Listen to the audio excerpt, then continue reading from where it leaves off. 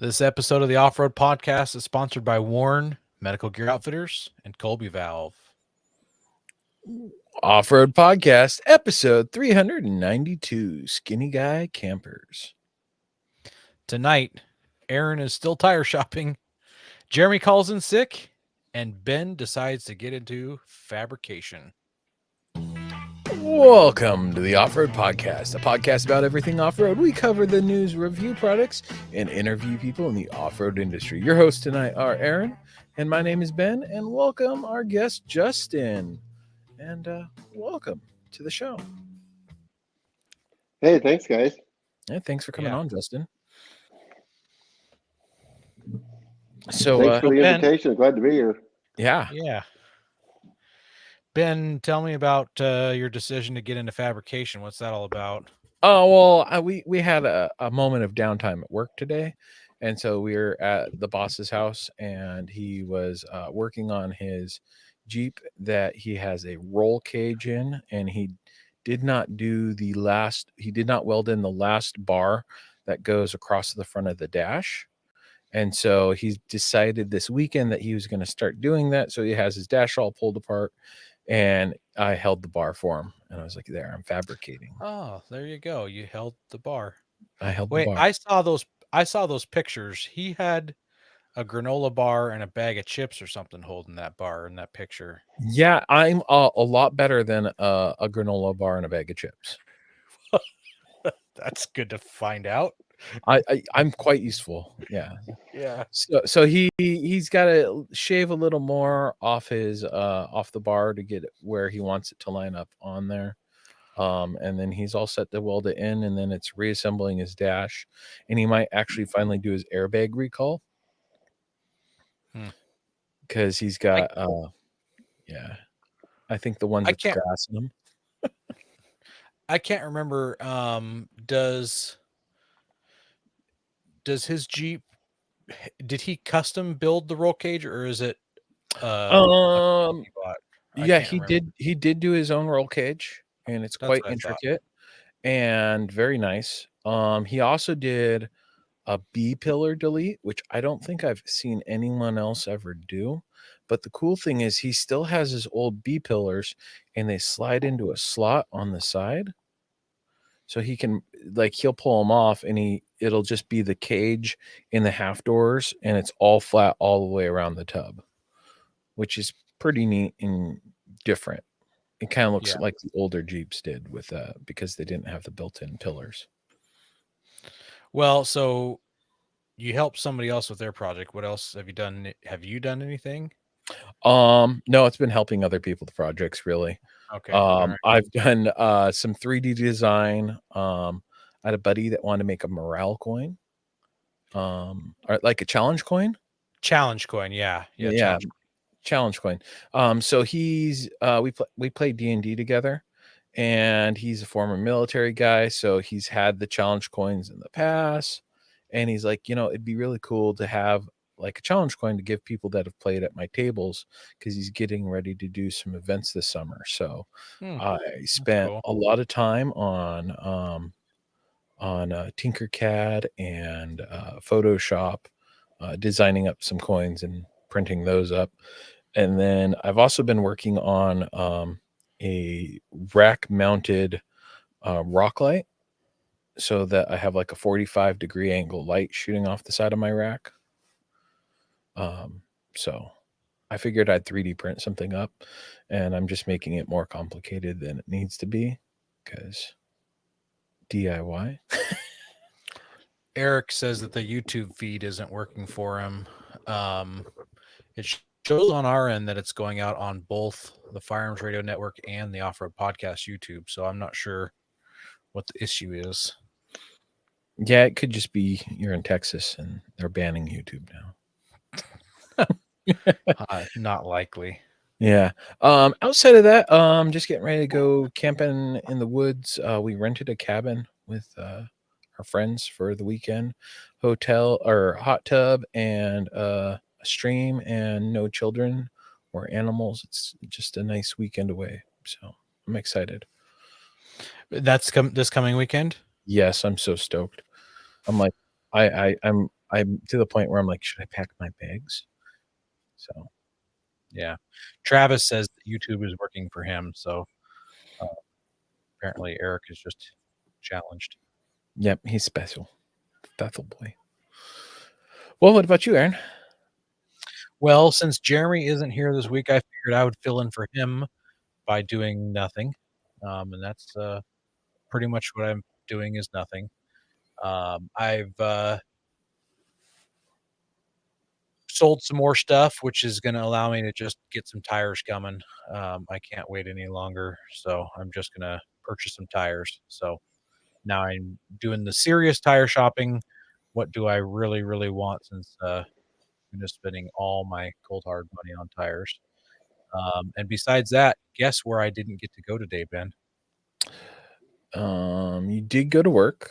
I know that. Were you in downtown Portland being harassed by homeless people? No, I wasn't. Nope. My job site this week is right next door to our sponsor, Warren Industries. Oh, So so did Andy come out in the parking lot and moon you? no, I reached out to Andy, and apparently Andy is working from home. So that's a bummer. Didn't get to go give him a high five or anything. So that's a bummer. Customer in the comments, Tree Loving Adventures, asked if I'm doing 37s. I tried to fit 37s, and it was going to take more cutting than I wanted to. So I'm just going to be doing 35s. And for those who don't know, I've got a Nissan Frontier V8 swapped, full type suspension and stuff like that. So yeah. Facebook user says, am I buying Patagonias? I'm probably not going to go to Patagonias, since I'm going to be spending. So they were going to give me, for those who don't know, Patagonia was going to give me a deal on tires. They weren't free or anything. They were just going to give me good deal, but I'm just going to go out and straight up buy my own tires now. So yeah.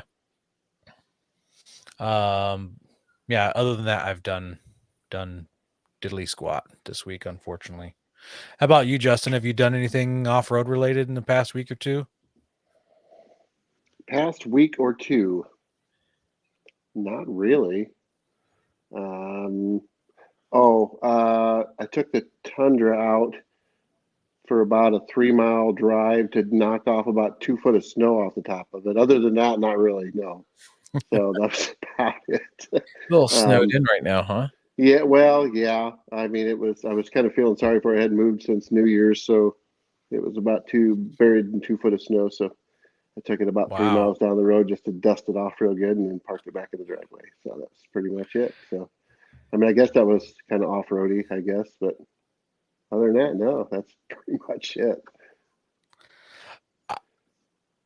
Somewhat related to that story, a close friend of mine sent me a text last night, and it was a picture of him. He was up at Mount Hood, and he just spent one night overnight up at Mount Hood, which is in Northwest Oregon, and they stayed at the Timberline Lodge. So he was in the lodge parking lot, and overnight a snowdrift absolutely buried his truck. And it said it took him 4 hours, no, 3 hours for four guys shoveling and a front end loader to unbury his truck.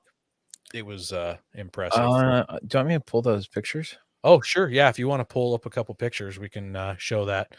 Tree Loving Adventure says we run Iceland flares on our second gen Frontier, and it looks like 37s might fit at full tuck. I do know people are running 37s on Frontiers. Yeah, there it is. There's this third gen Tacoma absolutely buried, and it wasn't fresh snow. It was just such powdery snow, and the wind blew it from a drift and covered these vehicles. So it's up over the hood to the roof of this truck. So it's nosed into a parking spot. It goes all along the sides, and it starts to dip at the back of the rear window. And then it's at bed height, at the front of the bed, and at the rear of the bed, it comes down and it hits the bumper for those who are listening, rather than watching. Yeah, it's impressive. I still think if he would have dug out to the door so he could open the door and then dug out the bumper so he could attach a rope to the hitch, he could have probably just gotten pulled out really simply. But I think that's more of an experience thing too. Yeah, I suggested next time for him to back in. So he's got a winch on the front. He could winch out if there was something to winch Tactically to. park. Yeah, exactly. Yeah. So, yeah, you just don't expect to get that much snow blowing in. No. So, But it was pretty windy down here even, so up I'm here. assuming this is Eric in the comments. He says it's going to be Pizza Cutter KO2s again. Who are we kidding? I won't be KO2s. If I do BF Goodrich, it'll be KM3s, which was the last tire I had. I had KO2s prior to that. You did, and your KM3s worked pretty well for you too, so. They did. I didn't get much snow wheeling in with them, but I may buy a tire that is a little more geared towards the snow, which the KM3s aren't. So Yeah. yeah.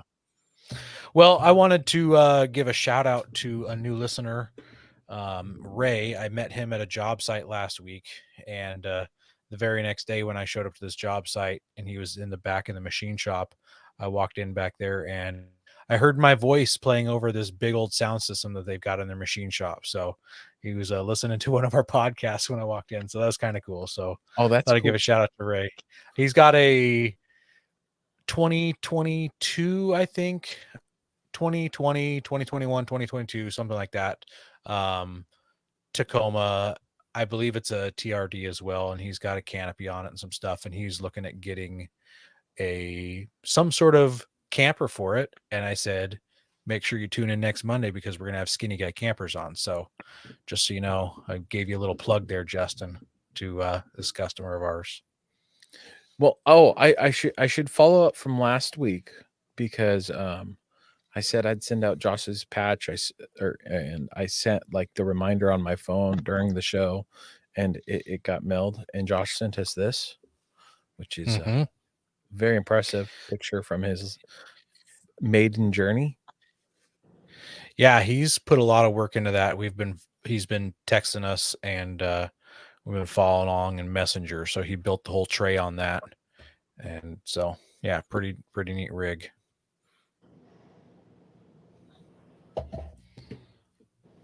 We also want to thank our sponsor, Patriot Patch. Head over to patriotpatch.co and check out their selection of great patches, shirts, cleaning mats, signs, and stickers. You can also join the Patch of the Month Club for $15 and receive a patch, matching sticker, and artist proof each month.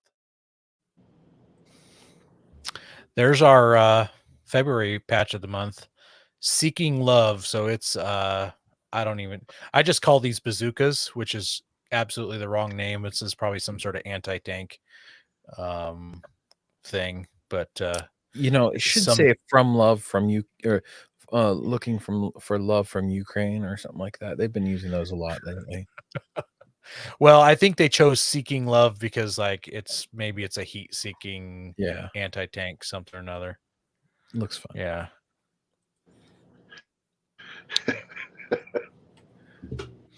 Yeah, they got some good patches. I'm just going to go through these real quick. They just dropped these 4 and we showed 3 of them last week. But this is the astronaut meme about something off with the world and there's a guy behind him going to shoot him. There's the guy sitting at the table says change my mind, and you get both of these patches, you get to fill in the blanks. Another one, it's plate carrier, you ain't a thug if you can't take a slug. And then the last one is not a FUD, and it's a cylinder from a revolver loaded up with 45 auto, which I'm thinking about that. That's kind of interesting. Why would it be 45 auto? Wouldn't it be like 45 long Colt or I think you can 44 fit Magnum? 45 auto with moon clips in like the Governor. Yeah. I'm sure you can. Well, actually they did that in World War II. They weren't making enough 1911s, and I believe I know they made a revolver and they chambered it in 45 so that they wouldn't have to change the ammo out. So I know you can get them, but I don't know. Mark says Cupid upgraded his bow. He absolutely did. Yep. And then also don't forget the off-road podcast patches, $13 shipped for a single one, 10 for any additional. in the United States. If you're outside the United States, email or message us, and we'll look at getting you those quoted for the shipping. So we've got the Off-Road Podcast and the Lumen Locker patch, which does include the fact that it does glow in the dark. Thank you, Josh, for this upgraded picture of how awesome the Lumen Locker works, because apparently my photo was garbage, according to Aaron. Hot garbage.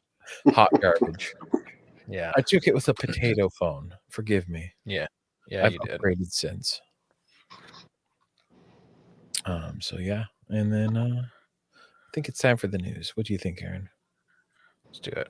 Have tire troubles ever left you deflated? Colby Valve has got you covered. Ever have a valve stem leak? Colby Valve makes reusable and easily replaceable valve stems that don't require you to remove your tire from the wheel. They work with your off-road rig, ATV, side-by-side, commuter vehicle, or even your tractor. Never be left stranded again because of a busted valve stem. They also have a tire repair kit for those punctures that keep you away from doing your favorite thing, wheeling. Make sure to check out colbyvalve.com or ask for them at your local off-road products store. All right. Well, why don't you take this first news story, Ben, about the Hennessy Ram 1500 TRX Mammoth Overlanding Edition? Yeah, so they came out with a new Overland edition. It includes a bed rack, hardshell tent, retractable 55-inch awning, auxiliary fuel tanks, a water reservoir, 28-inch splitting axe and shovel, LED perimeter lighting. I can't say that word tonight, apparently. Ladder and grab. Yeah, there we go. Parameter. Perimeter. Yep, nope, still can't say it. Ladder and grab handles, to easily access the bed-mounted tent. It's available in Hennessy's Mammoth 900 or the Mammoth 1000. Power upgrades from the stock 702 horsepower, 650 pounds of torque, to 900 horsepower and 873 pounds of torque. Later out.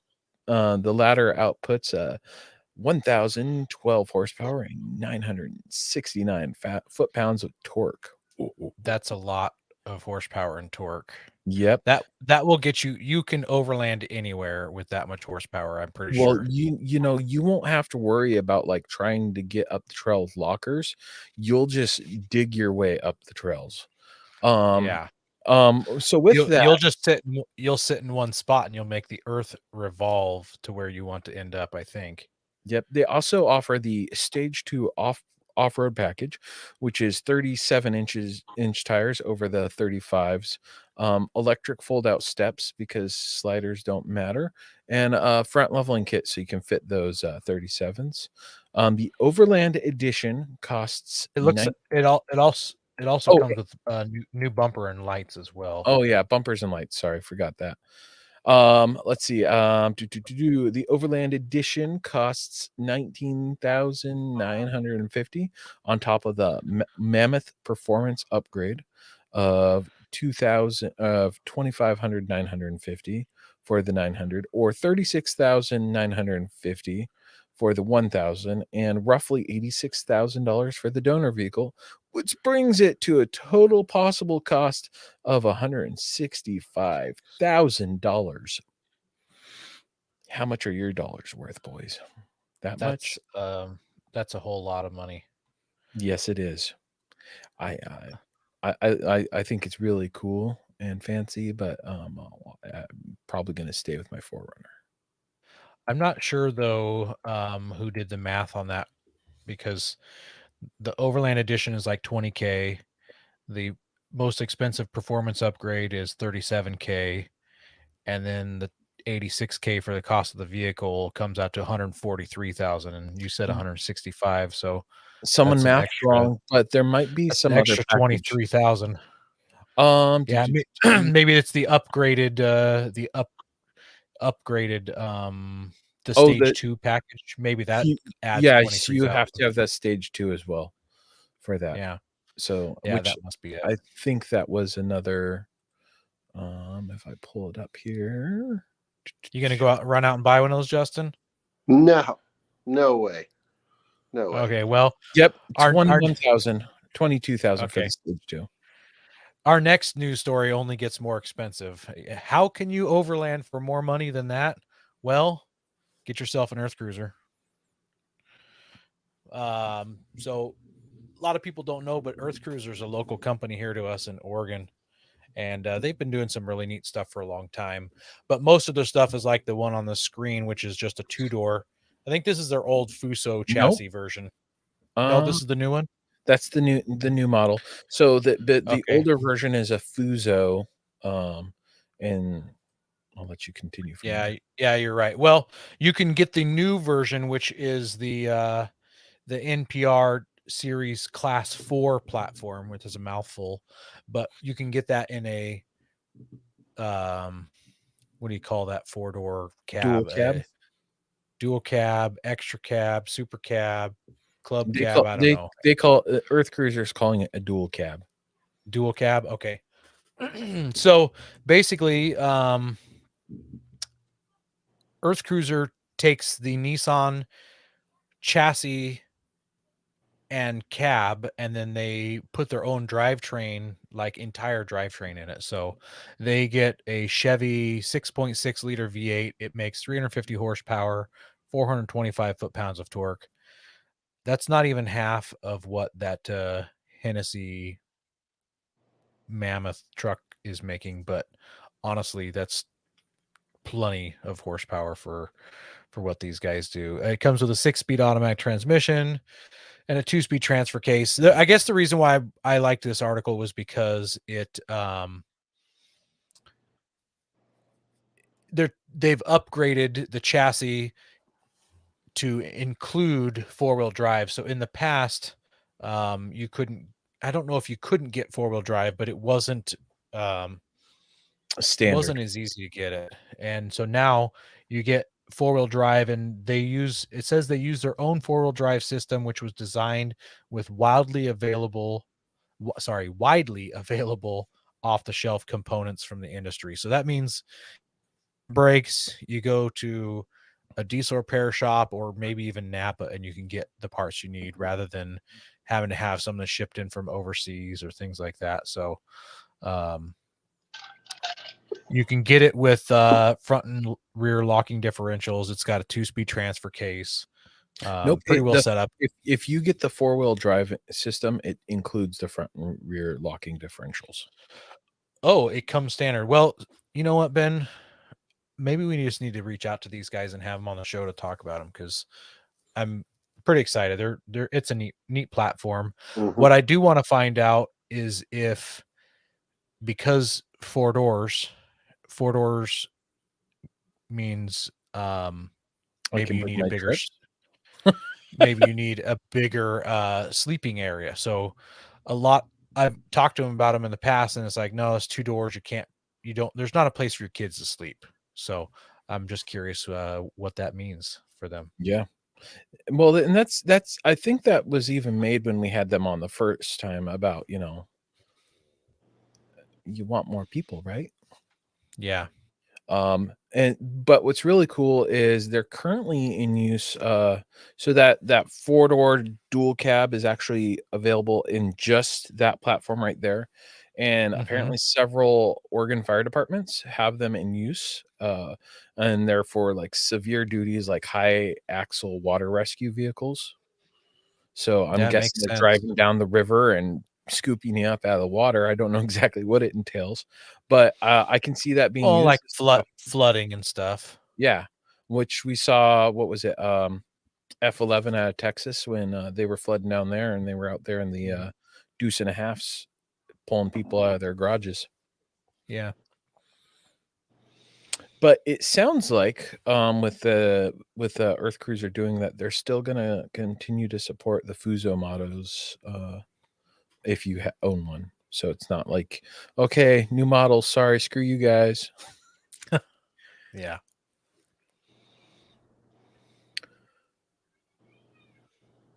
Go prepared with Warren Industries. They produced the first recreational winch in 1959 and lead the industry with their dedication to quality and reliability. When you dig yourself in deep, make sure you have the right tools to get yourself out. Get worn equipped and go where others can't. Now, let's get ready for adventure and head into our main topic.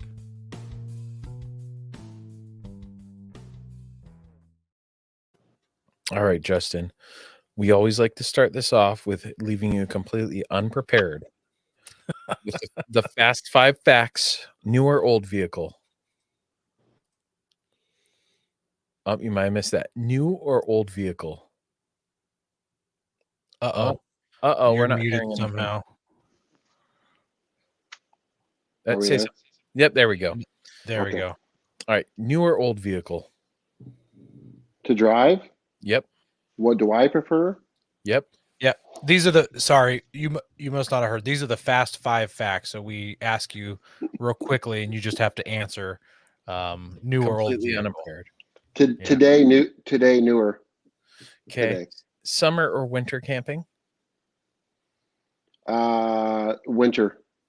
There we go. Rock, sand, snow, or mud? Sand, snow, or mud. I would say sand. Very fun. Favorite vehicle brand? Favorite Jeep. Favorite tire? Man, I'm BFG KO2. Oh my goodness, more BFGs. Again Yeah, with we the got to get them on the BFGs. show somehow. One of these days. And then any recommendations to someone new to off-roading? A recommendation. I would say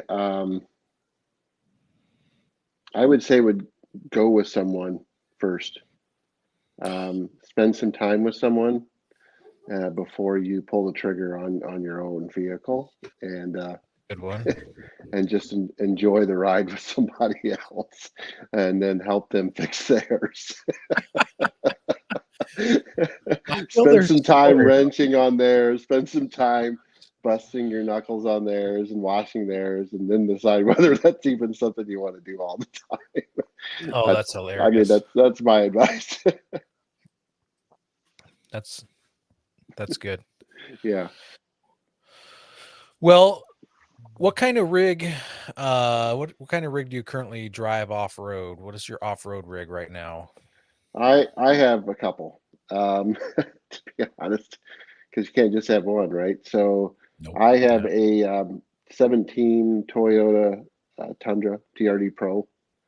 I've had that for several years now. I love that truck. It does sit more often than it gets drove, but I do love it. And then we've always been Jeep people. I know that probably frowns when a lot of people hear that, but I've always had some sort of Jeep. My wife and I have always had a Jeep. And recently we traded off our 14 Rubicon for a 21 Gladiator, and it's an AEV built Gladiator. So it's got 37s Nice. and it's got an AV 2.5 suspension lift. And I have no idea what we're going to do with it. It's absolutely beautiful, but it sits in the garage and we drive it on the weekends, and it's really pretty. And I don't even know what we're going to do with it yet, but eventually it will hit the trail and it will get scratched. But for right now, it looks really pretty sitting in the garage. So You're going to do whatever you want with it. yeah, it's pretty awesome, honestly. So I had a big lifted army truck, and people said, "What do you even do with that thing?" And I said, "I do whatever I want with it." yeah, I can go wherever I want with it. yeah. Except tight trees. Yep. Rip off your mirror. So what's your most embarrassing moment on the trail? Most embarrassing moment on the trail. Man, it's been a little while. I think for me, I drive a full-size truck, so it's almost everything's embarrassing for me. So Michigan is very much of an embarrassing state. I follow a lot of guys that drive smaller mid-sized pickups. They drive Jeeps, and I have one other guy that I love wheeling with because he drives an even bigger full-size truck than I do. And so every time we go out, these guys always tend to find the tightest most fun trails, but it's always difficult. So I'm always, and because I enjoy getting out in the wintertime, it's always a slip and slide, and I'm always trying to avoid trees and limbs and sliding into holes, and so it's always very embarrassing just because I'm driving a full size truck. So everywhere I go, it's embarrassing. So but I love it, and I don't think I'd trade the comfort and the just the V8 power for driving something smaller. So Do you have a biggest win on the trail? um, I don't know. I think the biggest win for me is I think the biggest win is just just getting out. I think maybe as corny as that sounds, I just enjoy it. I I'm an overland guy. I'm not necessarily off road all the time, so um, I I enjoy the winter camping, and I recently, I mean, it's been a little while, but most recently we got out over New Year's and we enjoyed some camping. But I think I can just remember a few years ago when I knew that this is what I really loved doing. Is we were winter camping and it was super cold, and I was making breakfast and making coffee, and everybody else is kind of just in bed, and I'm making coffee, and I can hear this hissing of somebody's diesel heater that I was camping with down the way, and I could just hear the snow falling and hitting the top of the tent, and it was just so peaceful, and I just thought this has got to be where it's at, right? This is great, Yeah. and for anyone that's not doing this, they're crazy. Like, who's spending their weekends, you know, buzzing around trying to, you know, eat in a restaurant or waiting in line at you know, at a fast food joint, or who's going bowling, or this is where it's at right here. Like, this is where I want to be, and I just love it. Any chance I can get out, this is where I want to be. That's okay. It's starting to get crowded out there. They can just keep bowling. Yeah, And I go to agree. I restaurants. agree. I mean, I would just hope they would keep their poop in a hole Yeah, and not at their campsite. yeah. Yeah. Is there any places that you want to go that you haven't been able to make it yet? Hmm. I mean, there's always places you wanna go, but Oh yeah.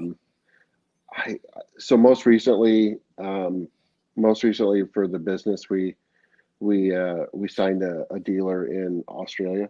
I'd love to visit there, but I think New Zealand. I think New Zealand would be a really great place to do that. I'd really love to go to New Zealand and overland there and visit there. Hmm. If I had to stay here in the United States, and if I was just thinking here in the States to do that, um, I would probably like to explore a little more in Idaho because I haven't done too much there. But Oh yeah.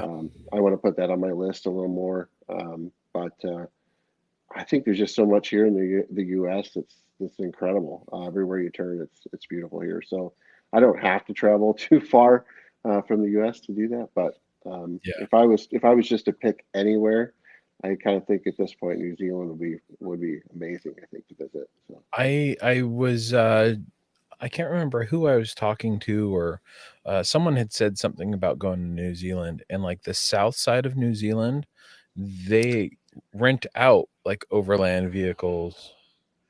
And That was the budget overland guys. was it okay? Yep. See, and it's like it's gone on the list. It's in my head now too. I Yep. totally get it. New Zealand's One on more. that list. One more for the list. Yeah, exactly.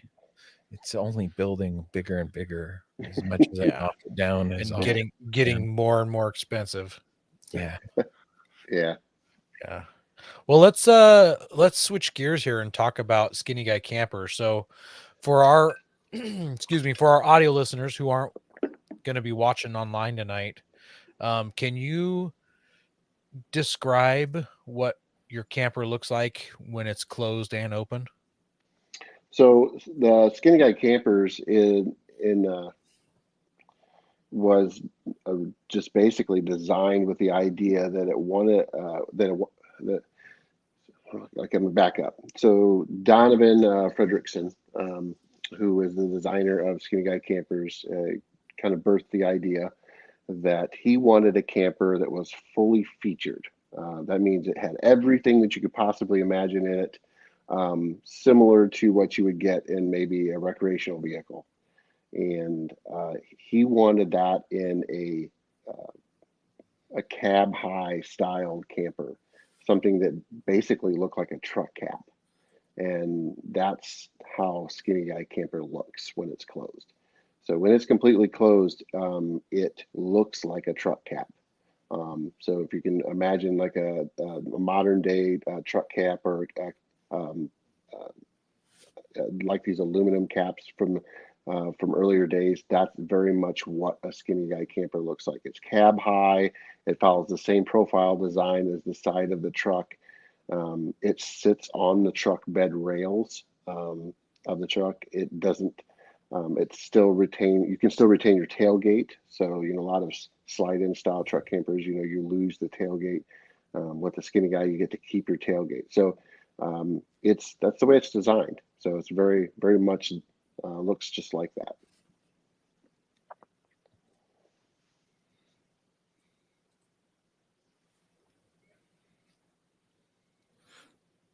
And what do they look like open? Okay, so the camper is kind of, I'm going to go back to when I was a kid. It's kind of like this transformer, which is just crazy, and I just love it because I love showing people because they just can't believe it. I usually go through the list of things that is inside of it, and then they can't believe it when you fold this thing open. So in a high trim level Skinny Guy camper, you get a sink, stove, heat, hot water, shower, flushing toilet. You get a spot to sleep. It's got a spot inside there where you can sit and have a meal with a table. So it basically has every amenity that you can possibly imagine that like a recreational vehicle would have. Has all the amenities of home inside something that looks like a truck cab, that's cab high and can be completely removed from your truck. So what it does is it basically folds open like a book, or pops open like a book. And when it does that, it belays a structure on the inside of bows open, and it just kind of belays those open along with a tent. And that tent kind of belays open and just allows you to have this this living quarters on the inside that's tall enough for you to stand up inside. And it gives you a great shelter for you to stay warm and dry, and stand up inside and sleep inside and cook inside. And but then when you fold it back up, it's small enough to where it doesn't affect your fuel mileage at all, and you don't even hardly know that it's there. In fact, sometimes it's almost kind of a non-selling feature, because when you pull into a fuel station, or you're parked in a parking lot, people have no idea even what it is, because it doesn't look like a camper at all. So unless it's labeled in such a way, which most of the Skinny Guy campers are not, you wouldn't really know it's even a camper because it's not labeled. Most campers have these great big stickers or labels, and ours doesn't really have that, so you wouldn't even know it's a camper. So the camper itself, actually, because it sits on the bed rail, it doesn't go all the way down to the floor of the pickup, so it doesn't actually sit like a slide-in camper on the bed of the truck. So you have a tremendous amount of storage still in the bed of the truck. So when you lower the tailgate, you have this huge amount of storage underneath the camper. So you can put a drawer system underneath of the camper. So you can fit like a deck system in there comfortably? Yeah, you could. We design around a lot of the drawer systems that you can purchase. So we have several that are decked. The deck drawer systems are really popular ones, so we try to definitely design around those. Truck vault is another one that is very popular. So height wise, yes, absolutely, it'll fit. You can put your truck vault or your deck in there, and then the camper will sit sit just above those drawer systems. We have a lot of folks that will design custom drawer systems around the camper.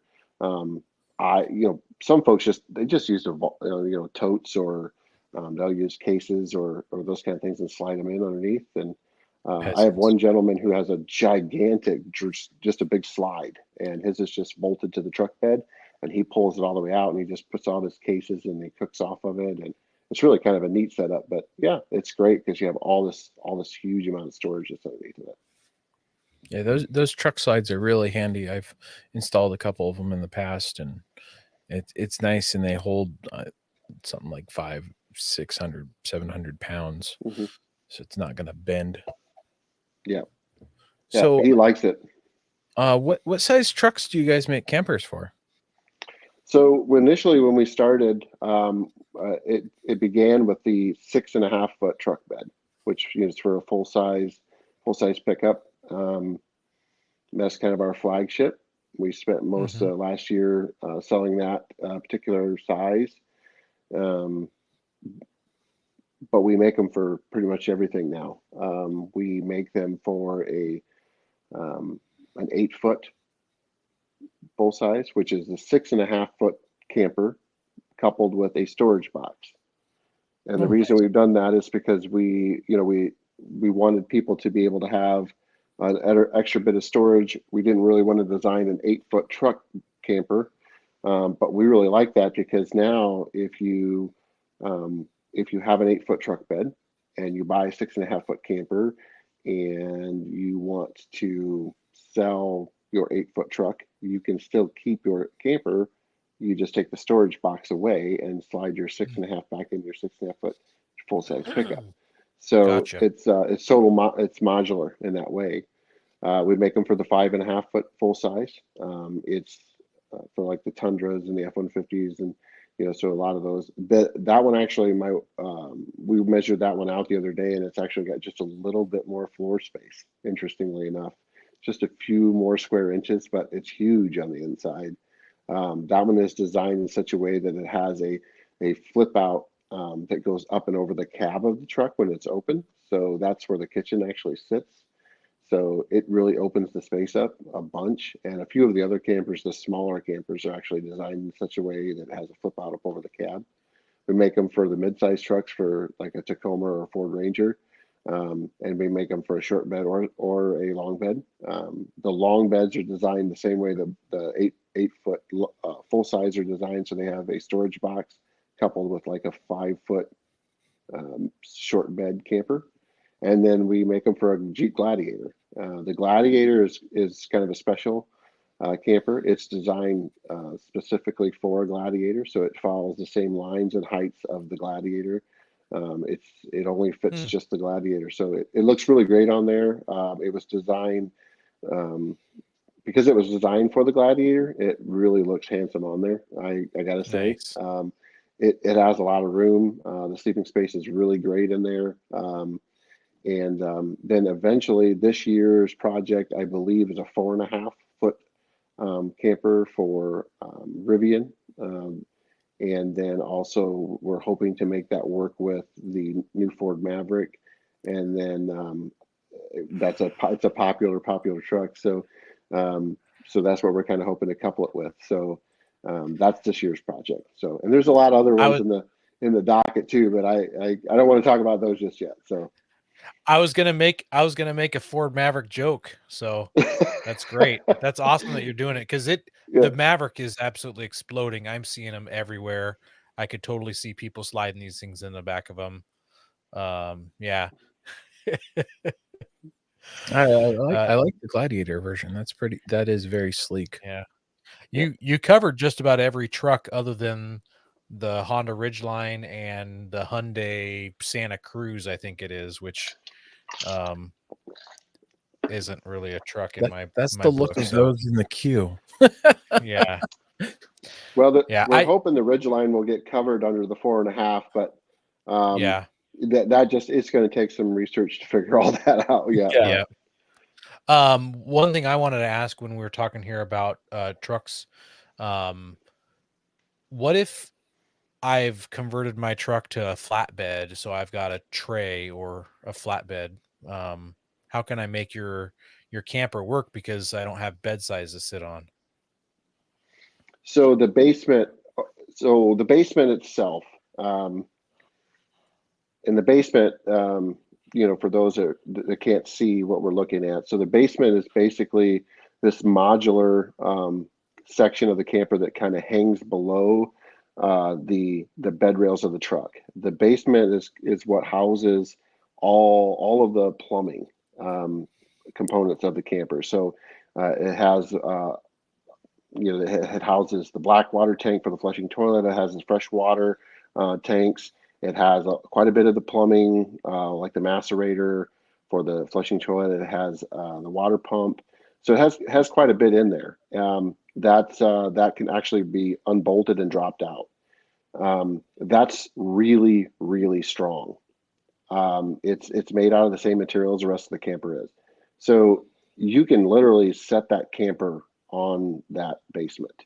So if you had a Okay. flatbed and you didn't want, if you didn't care that there was any storage underneath of that, you could set that right on the basement and strap that camper down. Um, and you could put that on your flatbed.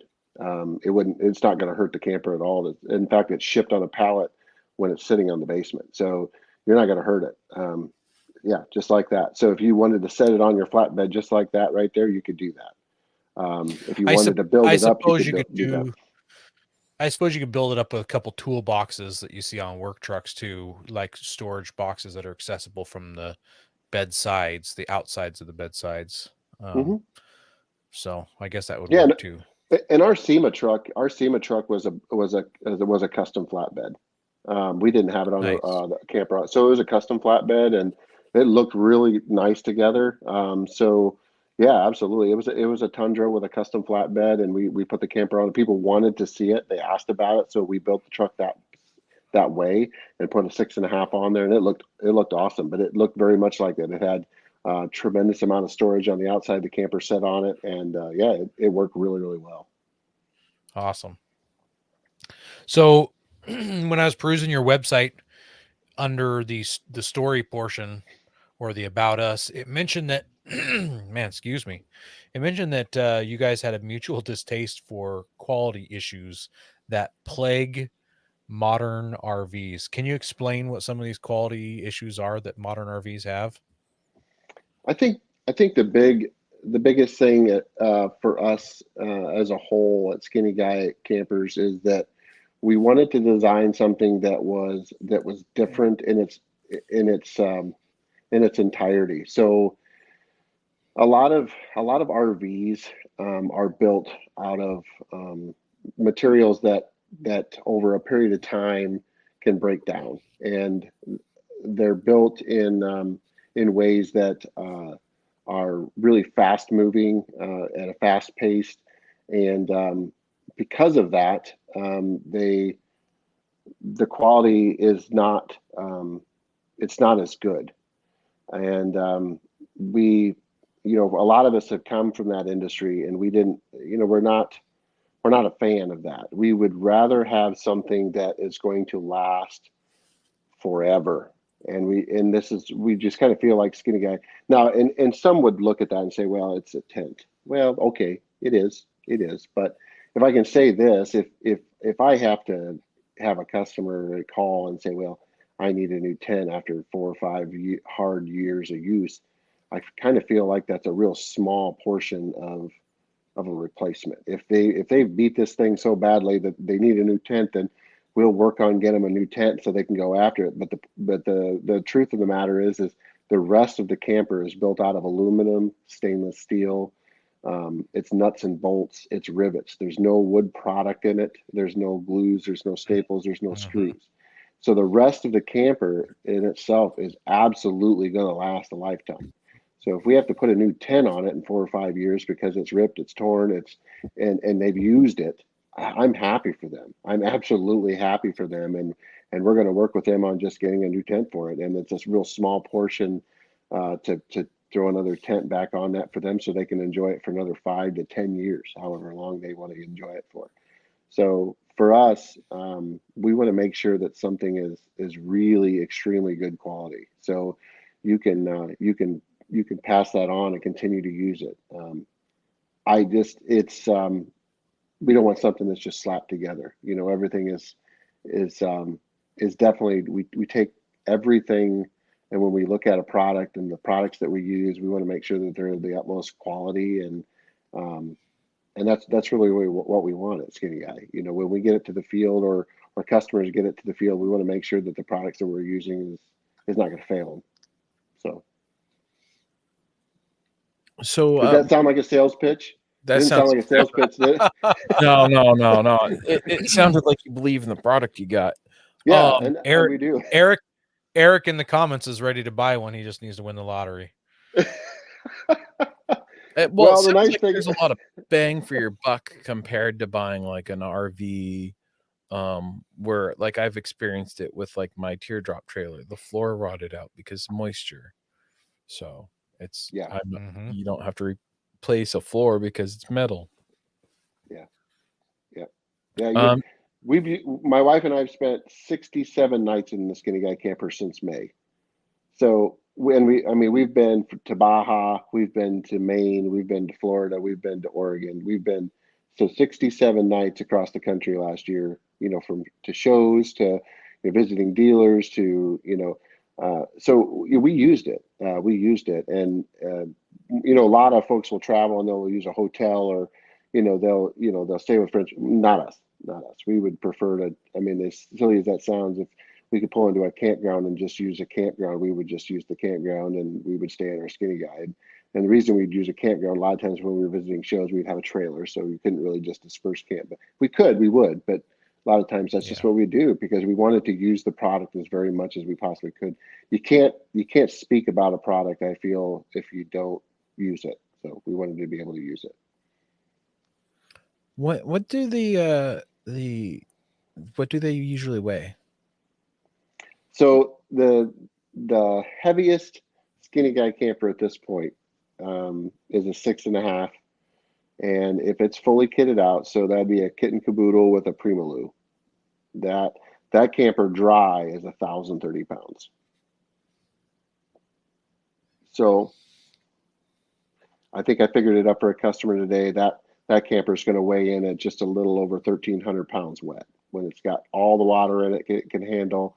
It's got a battery in it, and it's full of propane. Gotcha.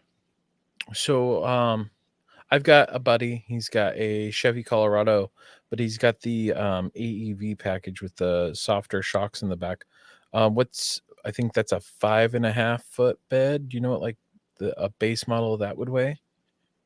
The 5.5 is a little bit less than that. So like a base, which is a skin and bones, I'm just guessing because I don't have my paperwork in front of me, obviously, but I'm guessing that one was right around 670 pounds, I believe. 700 pounds. Which is not super heavy. That's for a truck like that would be nice. Although add airbags. I think you'd have to add some overloads or airbags, because I think those ZR2 Colorados they have one of the lowest. I think they have one of the lowest payload capacities in the industry. Yeah, they do. That's why I chose the previous generation. Yeah, no, that's a good one. So earlier you were talking about how the Ben, if you could pull the picture up, how the camper sits on the bed. There we go. How does this work? I see some straps in there. How does that not like blow the sides of the bed out or things like that? What do you do to mitigate that? So right now, currently we use, it's kind of a pillar system. So they're basically plates that slide.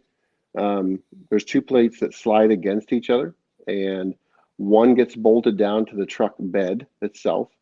The other one gets the other one slides past the one that gets bolted to the truck bed and slides up underneath of the lip of the truck bed, and then they're bolted down together, and that kind of creates this pillar system that kind of supports the camper in such a way. Okay. And that pillar system does three things. It supports the camper. It also provides a place for it to bolt or to strap to. because we have a winch system in the camper. And you can see in the back of this one actually has ratchet straps in the back, but it also has a winch system in the front. And then on the top side, which you can't see, it actually has a bit of an angle that kind of comes out towards the camper. In that angle, there's the installer drills a hole in the angle and then drills a hole into the camper and puts a pin in the camper and then a hole in the angle. And what that is it's an aligning pin. And we do that on all four corners. The aligning pin, it does a couple things. It allows you to obviously align the camper. So when the installer or the customer wants to back their vehicle up underneath the camper, all they have to do is align the pin to the hole, and then they can lower the camper in. So there's no guesswork. So you know that the camper is in the same spot every time. The other thing it does is during braking, acceleration, or when you're off-roading, it doesn't allow the camper to slosh back and forth or front to back because it's locking it down. It sits in that hole and it doesn't allow it to move. Nice. So those brackets are pretty important to make sure that they're installed. This is one of the reasons why we have a dealer base at Skinny Guy, to make sure that we have proper installers to make sure the campers are done. Not that we don't have good, skilled folks out there, but we just want to make sure that they're done for the customers correctly. But yeah, absolutely. Well, and there's plenty of people that don't want to do it themselves too. Yeah. We got a comment here. Case says, what features are inside?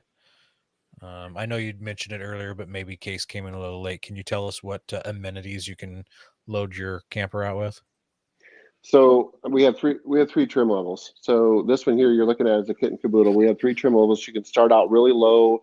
It has basically the shell, tent, sleeping mattress. Has a little bit of electric with some lights on the inside where you can put a battery. So it's kind of the DIY, all the way up to a guy that wants everything. So this one's kind of the one that is everything. So it's got a sink, a single burner stove. The sink actually provides cold water, hot water. You can get a 12-volt refrigerator on the inside of that. It has a Truma combi, which actually provides the heat and the hot water. And then you have a spot where you can sit, eat a meal. It's got a table there. You can see that. It has a shower port for taking showers on the inside. It has a floor drain on the inside, so you can basically treat the entire camper like a wet bath because it's just aluminum on the inside. The kit and caboodle comes with the battery management system by Red Arc. It's a Manager 30. It also has a 1,000 watt inverter on the inside. And so this one's also got, if you get a kit and caboodle with a Primaloo, the Primaloo is actually a flushing toilet, so you can get that as well. Flushing toilet goes down into a black water holding tank, so it's got a macerator that chews all that up, and so you can dump that at an RV park, or you can put your neighbor's campfire out if you want to. I mean, it's up to you, but yeah. So it's got a lot of the kit and caboodle it's got just about every amenity you could possibly imagine. A shower, that blows my mind that you could shower in there. And with 34 gallons of fresh water on board. Yeah, it's a lot of water. So you could go out on the weekend and take a shower every day if you wanted to. So wow. Rogue Element says that his has a bidet in it. Yeah, well, that's because Jeff's got a little special one that was one of the owners, and he installed a bidet in his. That's awesome. Yeah, it saves you toilet paper. No, it is actually pretty awesome. It is pretty awesome. I mean that's one thing with like RV toilets and all that is you've got to have the special toilet paper. Well, there you go. You've got a bidet. You don't need special toilet paper. You just need it to dry your butt afterwards. Yeah. Unless it's got and a fan. Once you're done with that, you can actually turn around the other way and it'll wash your teeth for you too. I'll pass. Aaron, no. I'll pass. Aaron, you've got a bidet. You should try. I do have a bidet, but I'm not going to turn around and stick my face down in the toilet. So, man, and I love my bidet. So, can you put roof rails on top of the closed camper and haul bikes and kayaks and stuff up there, or are you limited in that capacity? So a lot of the campers, so we have a couple options for that. So a lot of the campers, the newer ones that we have a few of them older ones out there that don't have that capability. They've got some different options. So the new ones that we have out there, all of the rails that are on the top actually are T-slotted. So you can buy, with the T-slot, they're like an 80-20 extrusion. So you can buy something that, and I think they're like a 10 millimeter, so you can slide that in and bolt whatever you want to. So if you wanted to bolt something to it, you can. The older ones had little spots that were actually welded in that you could bolt some things to. You can see the cross members there right next to the solar panel that kind of you could bolt some things to. So that's what those were thrown in there. So you bolt some things too. So if you wanted to do that, you absolutely could. There's also a roof rack. It's a swing away roof rack that was designed, and we offer that as well. We only have that available for the 6.5 model at this point. We will get it for all the models. And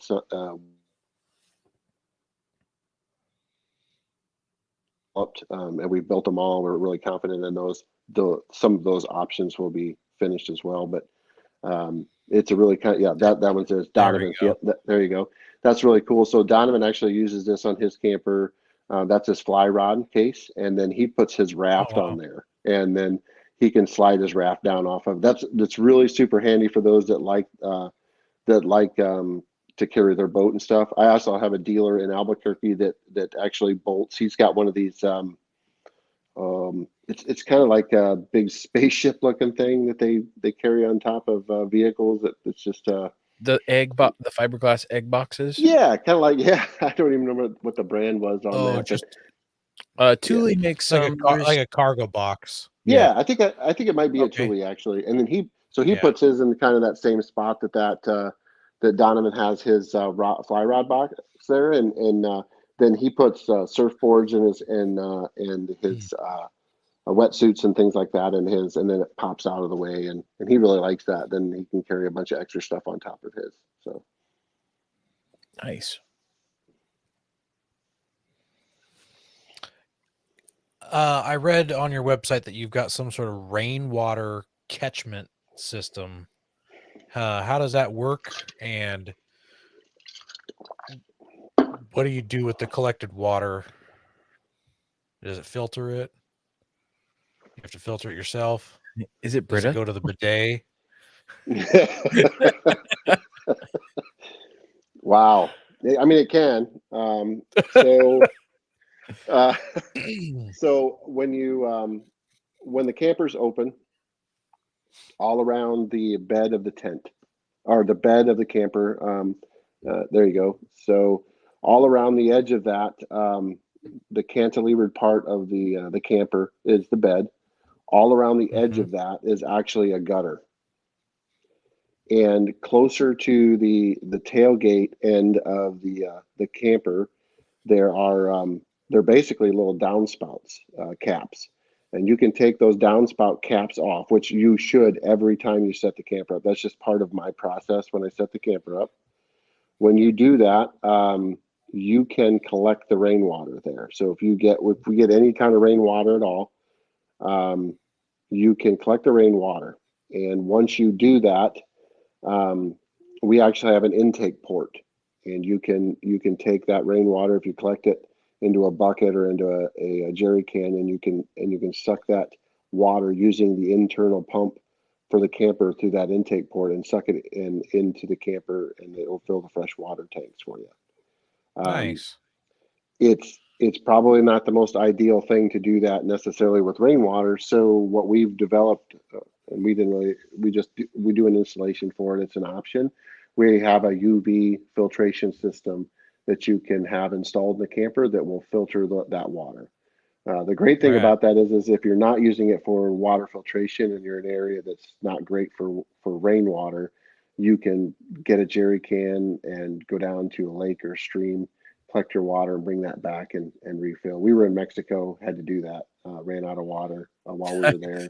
I was just wanting to make the comment about you can drink the tap water in Mexico now. Yeah, you can. And I didn't drink the water, but we used it for very much for flushing the toilet and those kind of things. So I had to add about 5 gallons so we continue our trip and until we could get more into a town where we could get more water. And so I just used a jerry can and collected some water and run it through the filtration system and sucked it into the camper and filled the freshwater tanks. And then I had more water to do what I needed to do.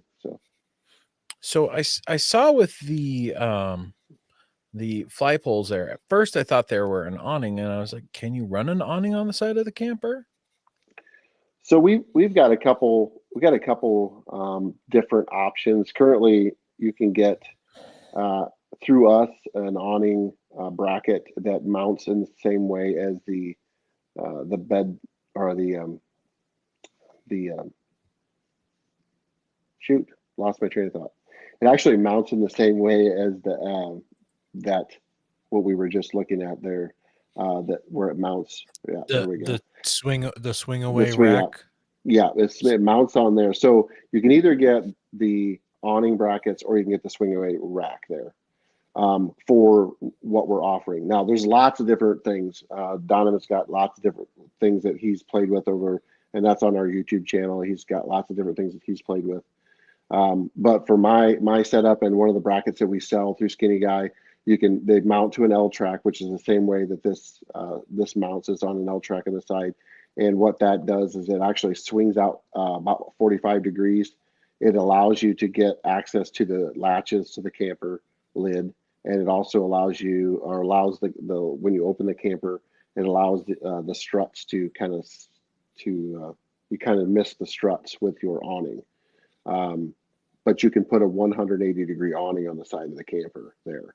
Oh, and nice. it works really well. We really like ours. I put one on my marketing rig just because it was really nice to have for the shows, and then I didn't have to carry a tent anymore to set up, and I could just deploy the 180 awning. So yeah, we do offer that. You can get the brackets, and then of course you can just buy whatever 180 awning that you prefer from whatever place that you'd like to buy your awning.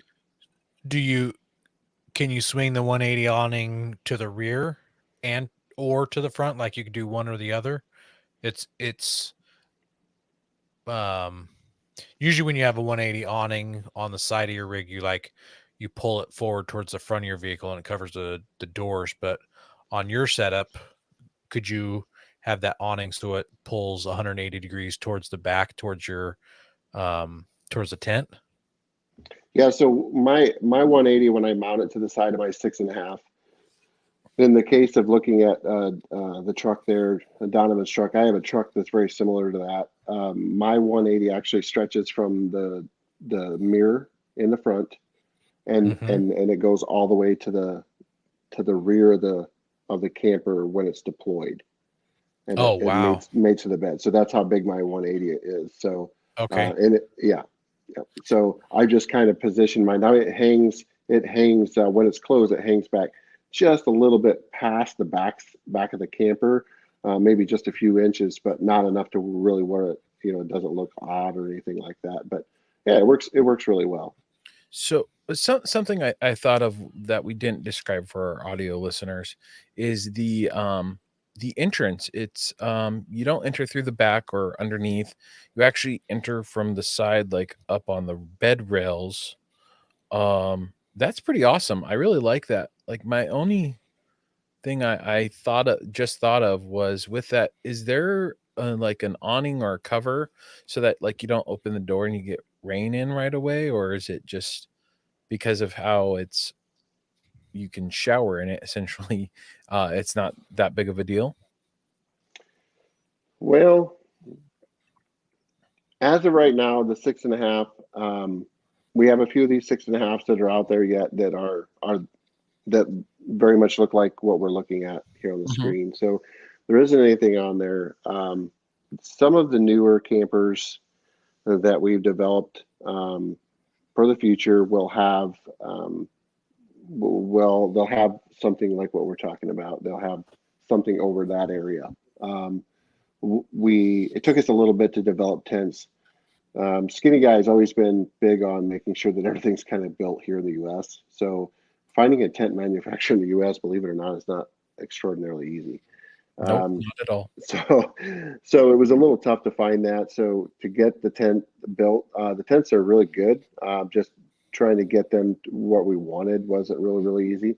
So for the future models, it will have an option, and so along the top of the tent will actually have a zipper, and then you'll be able to zip kind of an awning, and it'll be a short awning. It'll be able to be 18 inches, and then we'll use a spring bow for those, and then but it'll be attached to the body, and that will allow you to put that kind of over top of that that doorway. So as you're going up and down the ladder to enter the camper, it'll just keep the rainwater and the snow and those kind of things off your backside. So these are some of the earlier models. I mean, obviously that we're looking at, and they work really well. We don't have a tremendous amount of problems with the rain, but one of the other things we want to be able to do is obviously you want to be able to kind of zip your windows down even when it is rainy, and that was one of the other issues that we had found early on. We want to be able to do that. So not that these don't work, that they work okay for that, but we want to be able to offer that. So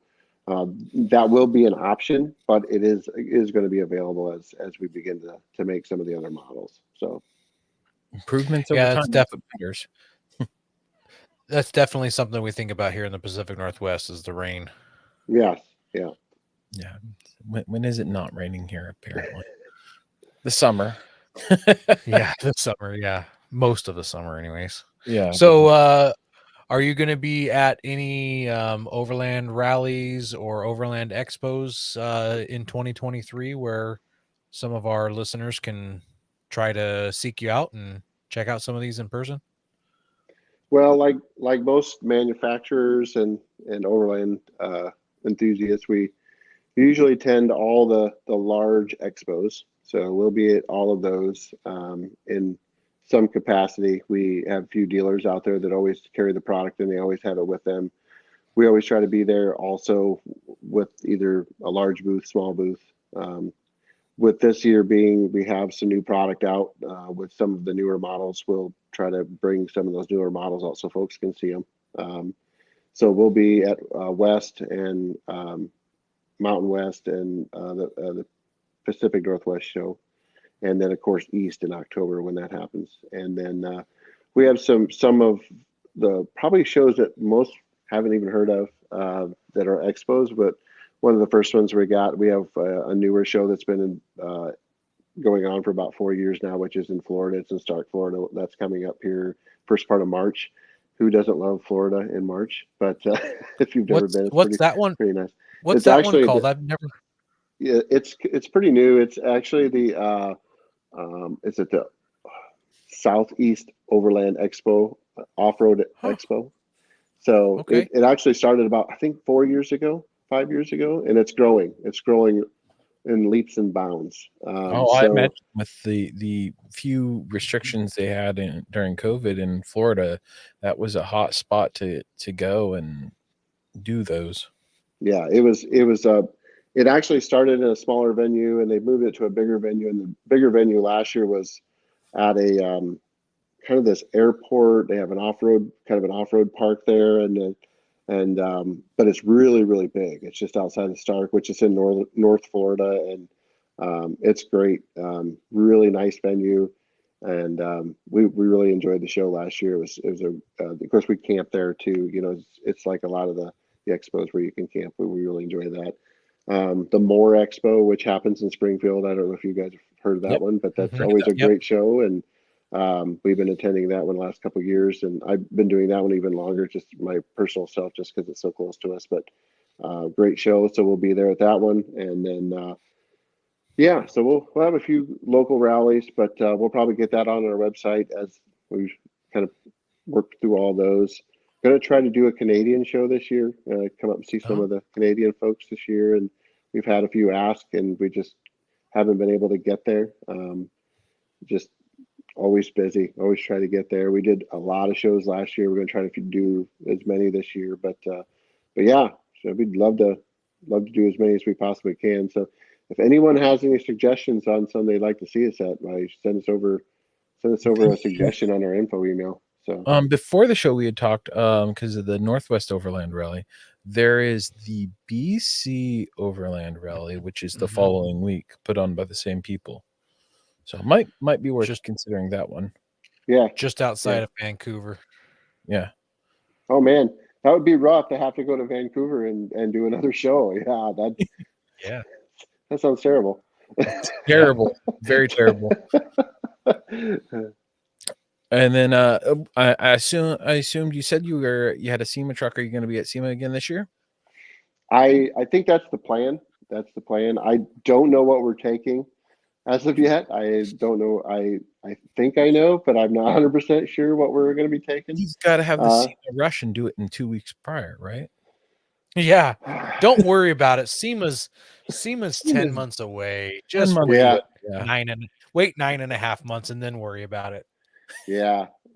Well, and we had a great truck last year, and I mean it's amazing, and it's sitting at the shop, and it's going to be out, and it's going to be doing some of the shows with us this year. But it's I'm not sure. I think I know what's going to end up going, which is going to be fun. But and if it is, it's for the most part done. It's just going to be sitting and waiting on the show, which is going to be great. But Nice. I'm not sure. It's hard to say. So. Well, besides rallies, expos, and SEMAs, where can our listeners find out more about you guys? So, I mean, like everybody, we have a website, which, may be hard to find, skinnyguycampers.com. Funny name, right? Yep. Everybody always loves that. And then we're on socials. So Instagram, Facebook, it's a good place to find us. And, we're always available. Unfortunately, if you Google sales if you're emailing sales or on the info and you're asking a lot of questions about Skinny Guy Campers, you're most likely going to get me. I'm going to do a lot of the answering. So we also have a YouTube channel. It's relatively small, but it's more just an informative YouTube channel. You can get on there and just find out quite a little bit about the product. I try to do just a few little small videos just to chat about just the different things that we have going on with the camper, just mainly for folks to know more about it and how to diagnose things, or to just know how to operate it as they begin to use the camper. We have a dealer base, so check out the website, and if they have questions, there might be a dealer even in their area, and they can there's a pretty good chance that they could even go see one at a dealer, because most of my dealers carry a stock of the camper, so they're available. That's awesome. It's great that your YouTube provides that type of support. And then I gotta share this because I think it's hilarious, but also kind. Is on Facebook, when you look up Skinny Guy Campers, it says, "Can we It help? blocks you. Can we help you? Your post with words you may be searching for is sensitive or encourage behavior that leads to harm." Yeah. And I'm just like, no, I'm looking for a camper to not want harm, to enjoy myself. Yeah. Yeah. Oh my goodness. Thanks, Facebook. Yeah, it's been doing that. It's been doing that for more than a year, and we've had this conversation quite a bit. And honestly, we've even considered changing it to like SGC campers. I mean, we don't want to follow that trend of everybody kind of doing this abbreviation, but what are you to do? It's Skinny Guy Campers, but I don't know. It's Facebook, so Yep. never know. The algorithm. Yep. Well, Thanks everybody for tuning in, and thanks for bringing a friend. You know who you are.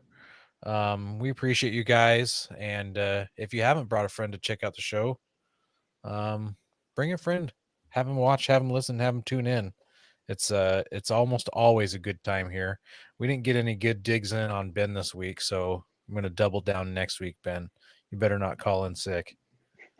I'm sick. I'm pulling a Jeremy. I'm sick, and I did nothing. Yeah. But we really do appreciate you guys sharing us with your friends and helping us grow, and God bless America. Don't forget to visit Patriot Patch and join the Patch of the Month Club. Check out our Gaia affiliate link for up to 40% off. Also, don't forget to head over to Warren Medical Gear Outfitters and Colby Valve to see all their great gear. We're a proud part of the Firearms Radio Network. Got a comment or question? Send it to us through our webpage at firearmsradio.net or through our social media channels by searching for Offroad Podcast. Also, you can listen to us live at overlandradio.com Mondays at 7 p.m. Pacific. When off-road, please remember to have fun, tread lightly, be safe, and courteous. Thanks for listening. Good night. Good fight.